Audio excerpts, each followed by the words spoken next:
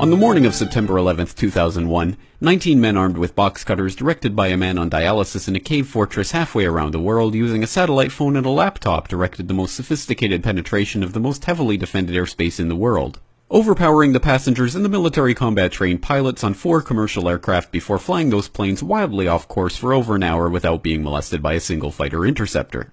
These 19 hijackers, devout religious fundamentalists who like to drink alcohol, snort cocaine, and live with pink-haired strippers, managed to knock down 3 buildings with 2 planes in New York, while in Washington a pilot who couldn't handle a single-engine Cessna was able to fly a 757 in an 8,000-foot descending 270-degree corkscrew turn to come exactly level with the ground, hitting the Pentagon in the budget analyst office where DoD staffers were working on the mystery of the $2.3 trillion that Defense Secretary Donald Rumsfeld had announced missing from the Pentagon's coffers in a press conference the day before, on September 10th, 2001.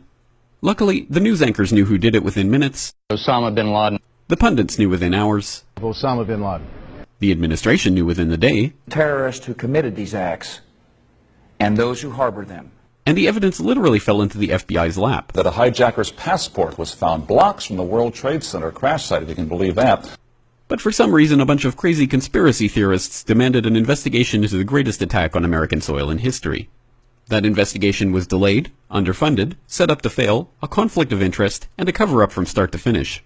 It was based on testimony extracted through torture, the records of which were destroyed. It failed to mention the existence of WTC-7, Able Danger, P-TECH, Sibel Edmonds, OBL and the CIA, and the drills of hijacked aircraft being flown into buildings that were being simulated at the precise same time that those events were actually happening. It was lied to by the Pentagon, the CIA, the Bush administration, and as for Bush and Cheney, well, no one knows what they told it because they testified in secret, off the record, not under oath, and behind closed doors.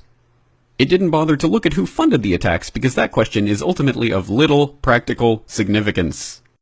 Still, the 9/11 Commission did brilliantly answering all of the questions the public had, except most of the victims' family members' questions, and pinned blame on all the people responsible, although no one so much as lost their job, determining the attacks were failure of imagination. Because nobody in our government, at least, and I don't think the prior government that could envision flying airplanes into buildings. Except the Pentagon, FEMA, NORAD, and the NRO. The DIA destroyed 2.5 terabytes of data on Able Danger, but that's okay because it probably wasn't important. The SEC destroyed their records on the investigation into the insider trading before the attacks, but that's okay because destroying the records of the largest investigation in SEC history is just part of routine record keeping. NIST has classified the data that they used for their model of WTC-7's collapse, but that's okay because knowing how they made their model of the collapse would jeopardize public safety. The FBI has argued that all material related to their investigation of 9/11 should be kept secret from the public, but that's okay because the FBI probably has nothing to hide. This man never existed, nor is anything he had to say worthy of your attention, and if you say otherwise, you are a paranoid conspiracy theorist and deserve to be shunned by all of humanity. Likewise him, and her. And her, and her, and him. Osama bin Laden lived in a cave fortress in the hills of Afghanistan, but somehow got away. Then he was hiding out in Tora Bora, but somehow got away.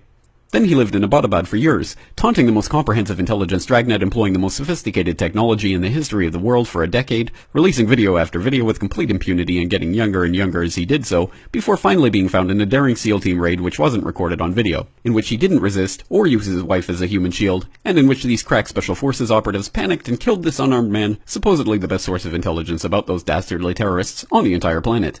Then they dumped his body in the ocean before telling anyone about it. Then a couple dozen of that team's members died in a helicopter crash in Afghanistan. This is the story of 9/11, brought to you by the media which told you the hard truths about his head could be seen to move violently forward. And they took the babies out of the incubators. And mobile production facilities. And the rescue of Jessica Lynch. If you have any questions about this story, you are a batshit paranoid tinfoil dog-abusing baby hater and will be reviled by everyone. If you love your country and or freedom, happiness, rainbows, rock and roll, puppy dogs, apple pie, and your grandma, you will never ever express doubts about any part of this story to anyone. Ever. This has been a public service announcement by the Friends of the FBI, CIA, NSA, DIA, SEC, MSM, White House, NIST, and the 9/11 Commission.